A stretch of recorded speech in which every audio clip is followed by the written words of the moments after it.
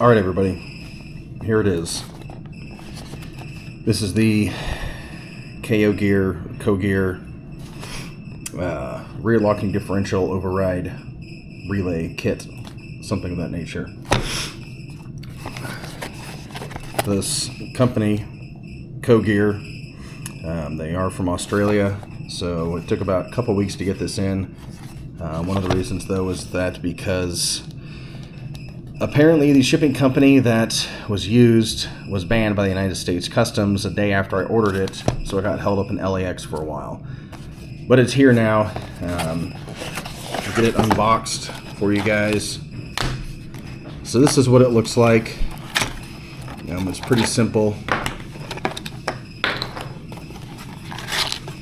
So you have the relay module here.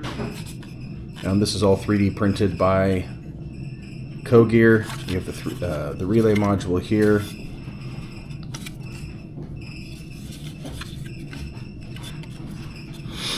You have your 16-pin connector here. For the newer model Titans, it's a 16-pin. For the older model, it's a 26-pin. They do make one for each. So you have that. Then you have your wiring kit right here. So essentially this you will unplug from the factory DLCU, the factory control module for the locker. This will kind of go in line. So you're going to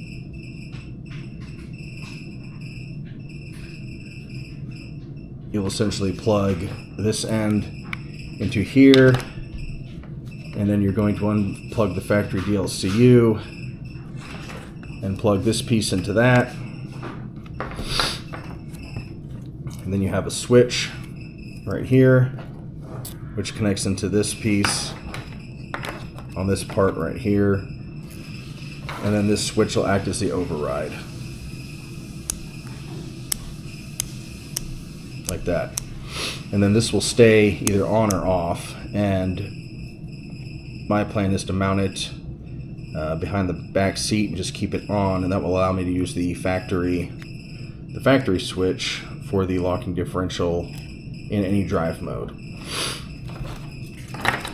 So that's everything. It also comes with some double-sided sticky tape, a nice little KO-Gear Australia logo, and then it comes with an instruction manual.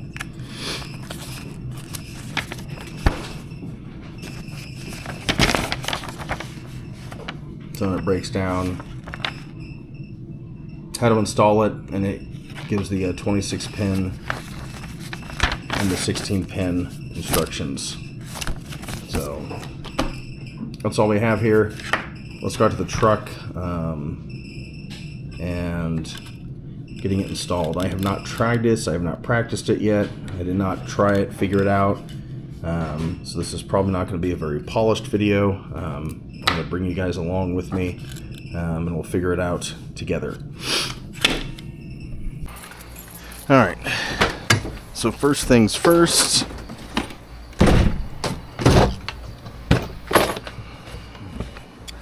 We'll get out some tools.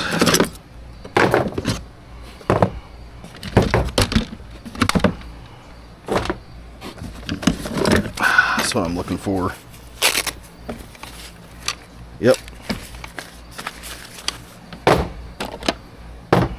Flathead. Let's grab all the screwdrivers.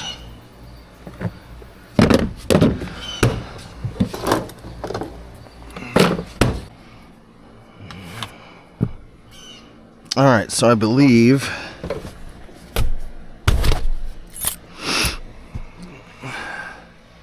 that it's back behind here, is what I read. So we need to get access to all of that, which means I'm going to have to move all this junk out. So, all right, we'll be right back.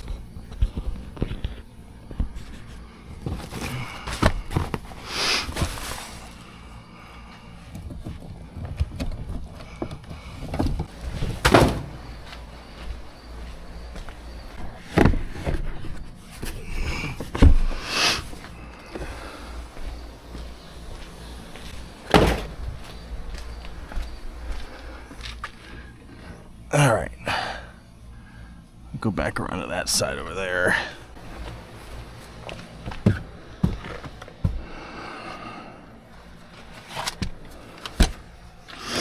All right, so let's see. Well, what's that?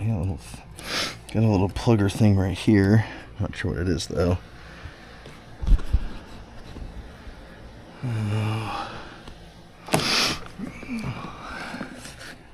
Let's see. It looks like we're gonna have to get this off.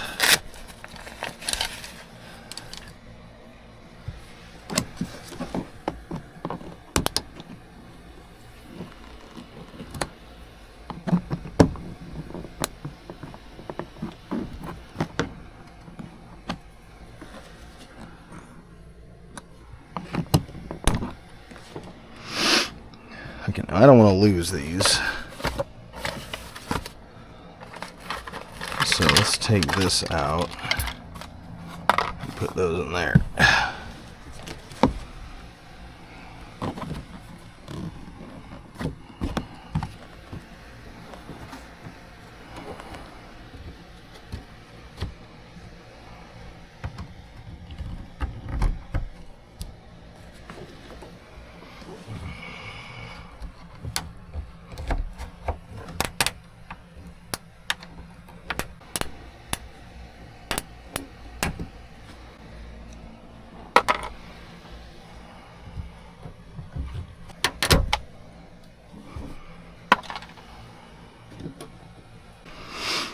Tell you, this little thing, this little set, it's been the greatest like 12 bucks I ever spent on Amazon. Whoa! That sucker just shot out. Okay. Nothing down here. So we're gonna have to go all the way across. It looks like we might have to take that off too. We'll figure that out.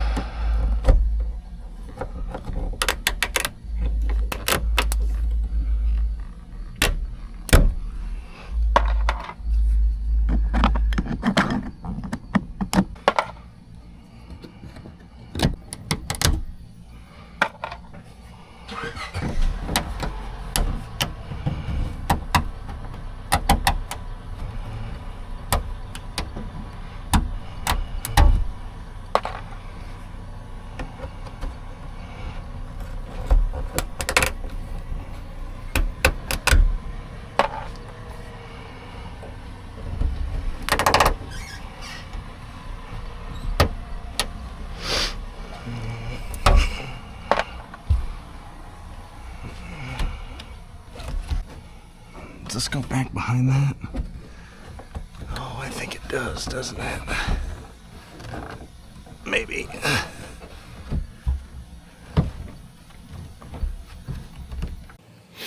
Alright, so I pulled off the cap to the upper seatbelt mount, and then using a 14mm socket was able to get that out of here. Then I could pull the plastic trim off of here. Then I need to, next I'm going to take off this using a 12mm socket, get this handle off, and I'll be able to get this out of the way, hopefully without having to take this all the way off. Because if I gotta take this all the way off, I'm gonna have to get a monkey wrench on that bolt down there because there's not enough space to get a socket set, which is gonna suck. So hopefully I can slide this out once I get this off without having to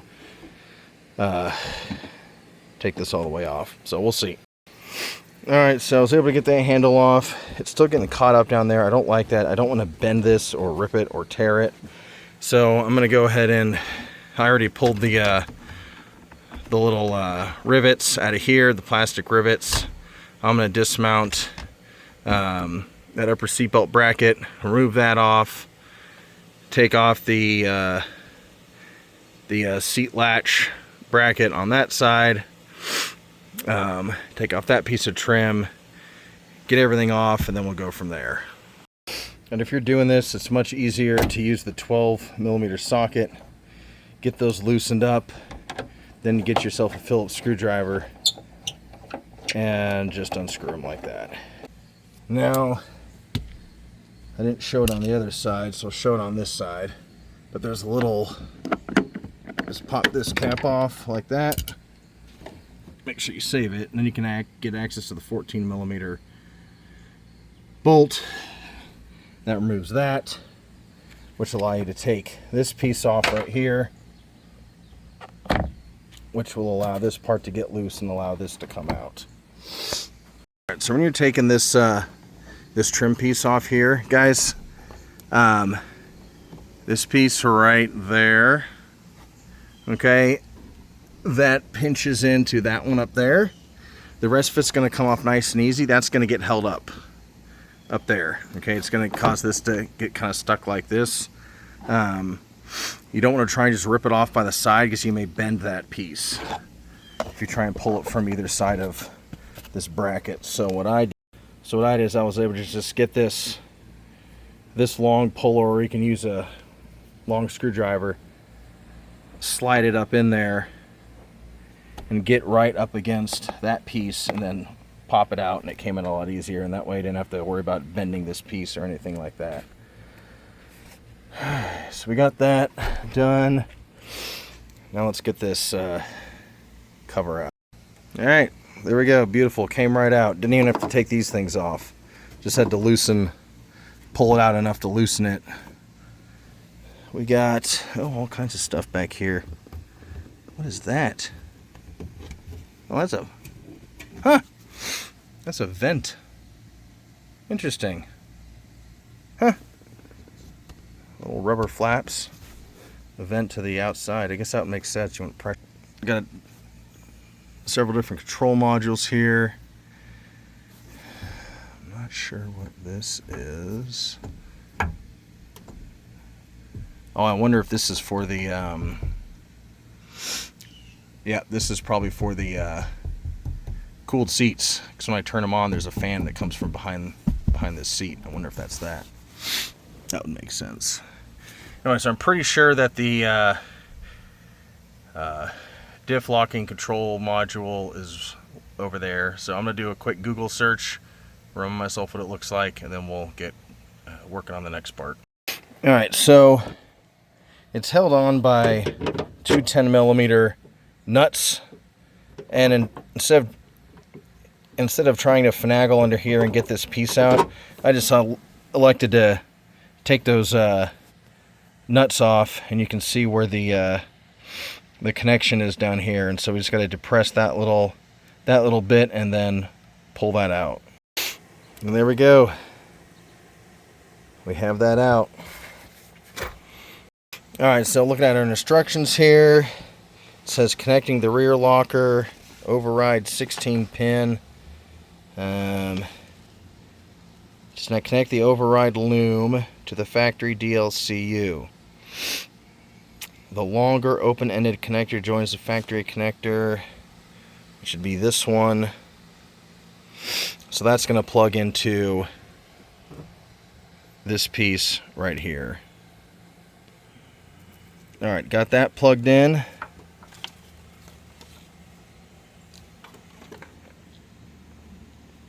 The end that looks like the factory connector plugs into the DLCU.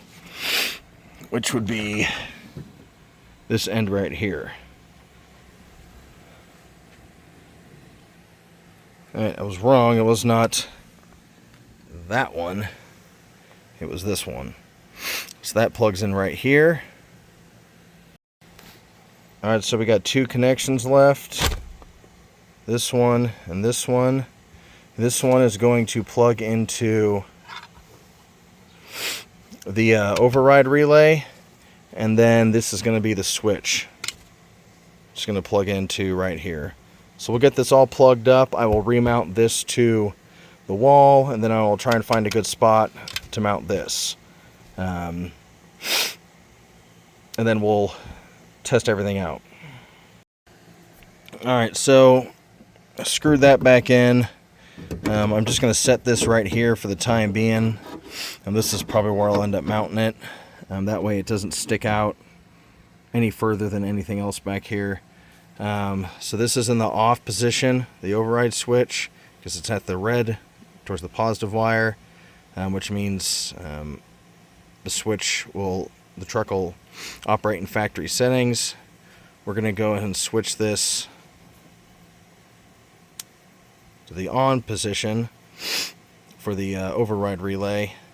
Actually, yeah, we'll keep it off. We'll make sure that it doesn't work in 2 high and 4 high, and then we'll turn it on and see if it works like it's supposed to.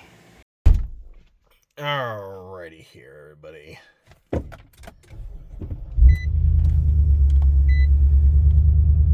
Okie doke. Really wish my action camera was working right now,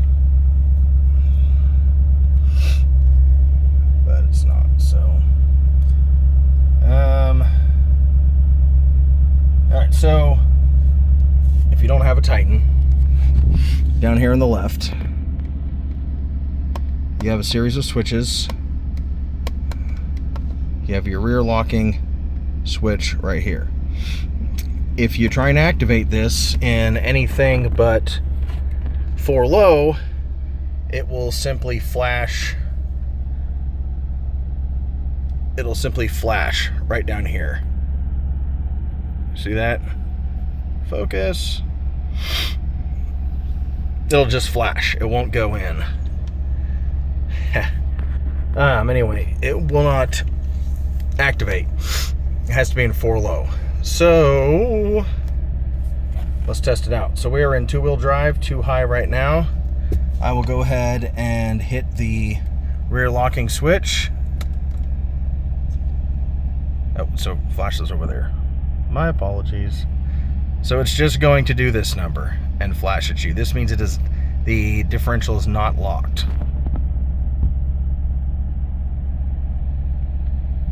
So we'll turn that off.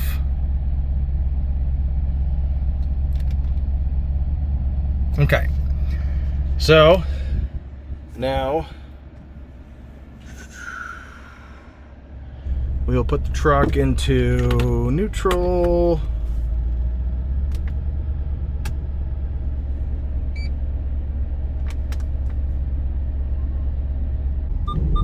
There we go. Had to move it a little bit. So now, if you can see, it says it's in 4 low. Alright, so we're in 4 low. Now we will hit the, put it back in park. Now we will hit the diff lock.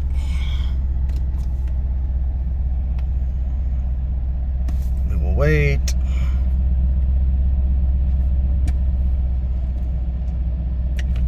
May need to move it a little bit. Okay, so there we go. I finally got it to work. Had to go backwards and forwards for a while, but we got it to work. And as you can see, diff lock is solid, it's engaged, and good lord, my brakes don't like being in 4 low on dry pavement. So that's the way it works from the factory. And if I take it out of 4 low, it will start flashing again. Also, it will disengage if I go over. It's about 7 miles an hour. So let's take it out of 4. All right, see how the diff lock went off now? I put it back in 2-wheel drive and the diff lock turned off once I started moving. So that's how it works from factory. Now we will go back, turn that switch on, and test it out and see if it works the way, see if the override works. Okay, so I just turned the switch on, and let's go ahead and activate our diff lock. We are in 2-wheel drive. 2-wheel drive. We will activate diff lock. Ah, there we go. Bam. It came on. So you can see down there, diff lock is on. I'm pulling back up.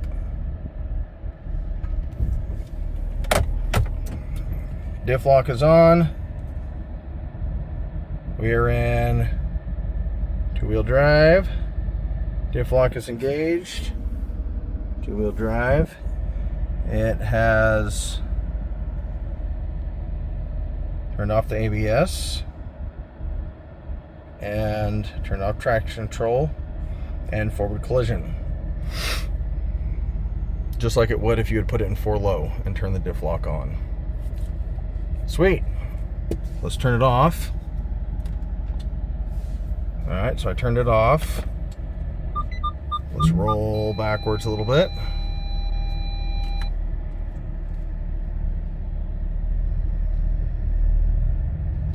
There we go. Unlocked. Wham bam. Thank you, man. All right, so my plan is to mount this sucker right here. It comes with a couple zip ties, like if you want to zip tie it somewhere. I don't know where I would zip tie it. So I'm just going to drill a couple holes through the existing holes in the unit, drill a couple holes in the metal, and then use some self-tapping screws to mount this in there. And that should be good. So a helpful hint, I learned the hard way from doing exhaust work on the truck and other stuff. Don't try and use just regular drill bits, even just regular soft metal bits. Get yourself a good set of hard metal drill bits. Getting through there, you can see the 2 little holes I made. One right here, and then one down there. And then I'll just get a couple self-tapping screws and put those through it. And that'll be that. But yeah, if you're going to be drilling through any metal, just go ahead and get yourself a set of hard metal bits and save yourself some hassle down the road. All right, so we got it all mounted up. Now, if you're going to mount it where I mounted it, be very careful, because this is ribbed. As you notice going along, this is mounted on the high spot. The holes are drilled in the low spot. So when you're screwing your screw into there, be very careful not to over tighten it or you'll crack this piece. I almost did. I realized as I got close, I was like, oh yeah, because it was wobbling back and forth. So put that one in a little bit, put that one in just a little bit, and then you can wiggle this, and if it still wiggles around, you just keep going a little bit at a time until it gets nice and snug and stops wiggling around, and then you know it's good. Because if you tighten one of these two, you're going to risk cracking either this part here or splitting it in the middle, and it's not going to be good. So that's that. And for those of you who were like, Josh, you don't need self-tapping screws because you drilled pilot holes, you were correct. My self-tappers were too short anyway, so I just used a set of just regular screws that were bigger than the, I think, 1/16 drill bit I used, and they worked just fine. All right, well, that works great. I want to give a big shout out to KO Gear, or Gear, or however you say it, in Australia, for making an awesome product that doesn't involve a lot of splicing and electrical knowledge. This was super easy. The most difficult part was just taking off, the back, I don't know what you call that, the back cover behind the seats, was getting that all disassembled and getting access to it. That was the hardest part of the whole thing. Hooking it up was easy as pie. And it works like a charm. So I will try and get it out on some dirt here. If you have any questions about the process, feel free to hit me up in the comments. I'll try and answer them as best I can. Sorry about the quality of the video in this. My DJI Action 4 for some reason wasn't working right. I think I forgot to get video off, take the old video off it, so the storage was kind of full, so it wasn't working right, which I apologize. Had to use my phone here. But anyway, when I get out on the trails, I'll provide a little update, and we'll go from there. Thanks. Bye.